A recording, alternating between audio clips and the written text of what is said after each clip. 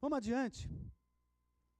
Vamos falar um pouquinho sobre os princípios que regem essas redes e por que a gente diz que o mundo é pequeno para quem domina as ferramentas de marketing boca a boca. A gente diz aí que nós estamos todos nesse planeta separados apenas por 6 outras pessoas, e vamos provar isso já já através de pesquisa. Vamos soltar aí, Lu, alguns desses princípios que são muito importantes para você trabalhar aí na sua escola. O primeiro desses princípios é que essas redes, como a gente falou lá no início, lembra daquela imagem do filme Shakespeare Apaixonado? Nós não somos capazes de fotografar a relação entre as pessoas, mas a gente é capaz de acompanhar essa fluidez que acontece nos relacionamentos. Então, por um lado, se você souber que as relações entre as pessoas são invisíveis, mas que elas são dinâmicas, o que significa? Que as pessoas trocam de emprego e passam a ter um novo relacionamento. As pessoas se separam, passam a ter um novo relacionamento. Mudam de casa, mudam de escola, enfim, elas mudam de hábitos na sua vida cotidiana e isso traz para elas um ganho de novos relacionamentos, uma perda de relacionamentos antigos. Então você tem que acompanhar as redes e saber como se mover nisso, não achar que aquele banquinho de dados que você tem de todas as pessoas que formam a sua cadeia, a sua comunidade, isso já resolve o seu problema. Não é bem assim. Há uma segunda tendência, alguma regra, né, que as pessoas tendem a se relacionar, a se vincular com pessoas parecidas a elas num fenômeno que a gente chama de homofilia. Isto é, por exemplo, cientistas têm uma tendência a conversar com cientistas, conversar em grupo, entre eles. Vá a uma loja de videogame e você vai ver, provavelmente, o balconista, aquela figura que está vendendo, o vendedor, um garotão aficionado por Nintendo, por seja lá o que for. A pessoa parecida com ela, cliente com aquela que está atendendo. Por isso, tome muito cuidado aí na sua escola, ao contratar pessoas que lidam com o seu público e que são muito diferentes do seu público, porque há uma tendência natural do cliente querer falar com alguém da mesma classe social, que fale a mesma linguagem, que tenha os mesmos hábitos, que entende a pessoa do jeito que ela fala. Então, procure muito bem dosar esses seus funcionários, como é que você atrai essas pessoas para o seu grupo. Uma terceira razão, as pessoas parecidas formam grupos. Isso tem uma implicação direta. Isso dá para você ver, inclusive, até nos presídios, né? Você encontra até nos presídios pessoas que se relacionam ou por grupos étnicos, por grupos religiosos, até por qualidade de crime.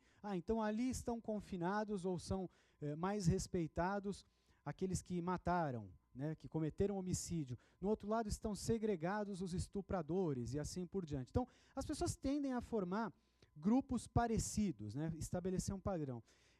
Há uma boa e uma má notícia com isso. Se você conseguir estabelecer, vamos pegar um exemplo, se a tua escola tem uma relação com uma igreja, com uma paróquia qualquer, e você está bem estabelecido naquele grupo, será muito difícil que uma outra escola entre naquele ambiente e conquiste clientes teus. Tá certo? Essa é a boa notícia, porque eles estão muito presos a você. A má notícia é a seguinte: se isso acontecer com o seu concorrente e você quiser entrar, seja um clube ou o que for, será muito difícil, porque ele está muito associado à sua marca, está muito preso a você. É quase que uma identidade entre você e aquele grupo. Será difícil convencer do contrário. Como prometido, alguns desses rumores correm por nós comuns. Foi feita uma pesquisa e ela é sempre repetida, periodicamente, uma coisa muito interessante. É uma pesquisa simples até de se fazer.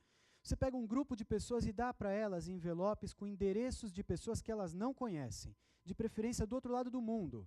Você manda alguém da Austrália, ou do Japão, do México, seja lá de onde for.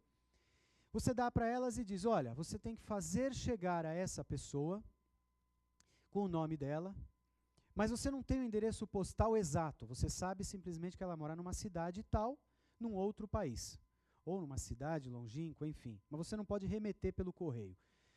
O que se observa nesse comportamento é que você envia e nunca, a relação que se estabelece nunca é diferente e maior do que 5 outras pessoas, ou seja, você manda para uma pessoa que está indo viajar para a Europa, então você já aproveita e fala, olha, quando você chegar em tal lugar, manda para alguém que está em determinado país. Desse país, procura alguém que está indo que conheça tal cidade. E assim você vai.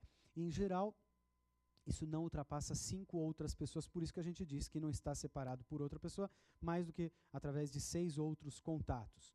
Um pouquinho mais para frente, outros princípios que regem essas redes, há o que a gente chama de prisão de hiato. Que significa isso? Fique muito atento a essa fotografia. Às vezes você investe no relacionamento de uma pessoa que diz, olha, eu conheço esse grupo que se reúne em tal local, tal grupo de pais que pratica tal atividade, eu tenho como conectar vocês lá e trazer muitas matrículas para a escola. E passa o tempo e não vem as pessoas. Você está diante de um hiato, de uma pessoa que você acha que tem aquele relacionamento e não tem, ou não está fazendo tudo o que poderia para atrair essas pessoas. Então, esse silêncio é bom de ser ouvido.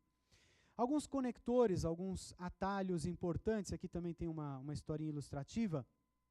Sai uma senhora americana, vai passar suas férias num spa na Europa, está lá na Alemanha, e pede, ela vai num spa fazer yoga, praticar uma meditação, e dizem para ela, quando ela vem dos Estados Unidos, que ela tem um tamanco específico lá de madeira, e esse tamanco é o melhor que tem para a pessoa relaxar, enfim, para ela circular. Ela não encontra esse tamanco, mas a pessoa de lá do spa indica para ela um outro tamanco de cortiça, que ao provar, ela não só gosta, como acha muito melhor do que o anterior. Conclusão da história, ela volta para os Estados Unidos, isso é verídico. Esta mulher é a representante de um negócio que hoje fatura 90 milhões de dólares anuais, trazendo esses tamancos de cortiça da Alemanha para os Estados Unidos. É um acaso, claro. Ela foi parar naquele lugar, alguém apresentou para ela um produto, enfim.